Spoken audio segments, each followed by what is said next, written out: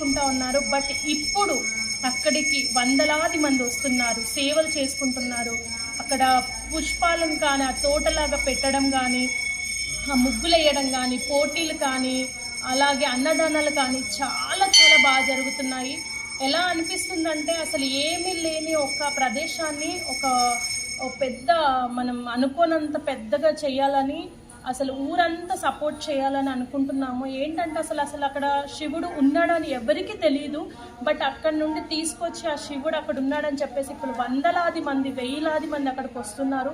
So మీరు ఊర్లో ఉన్న సర్పంచ్ వాళ్ళు కానీ, లీడర్స్ కానీ, పొలిటీషియన్స్ కానీ ఇంకెవరైనా సహాయం చేయాలనుకుంటే ముందు మన విలేజ్ని మనం డెవలప్ చేసుకోవాలి. అలాగే ఇప్పుడు రాము ఎంత కష్టపడుతున్నాడో అతనికి సపోర్టింగ్గా మీరు బ్యాక్ ఎండ్ ఉండి మేము ఉన్నామని చెప్తే ఆయన ఇంకా డెవలప్మెంట్ చేస్తాడు. సో అది ఇంకా డెవలప్ అవుతూ ఉంటే ఈ శివరాత్రికి ఇంకా గ్రాండ్గా అవ్వాలని మనస్ఫూర్తిగా కోరుకుంటున్నాను.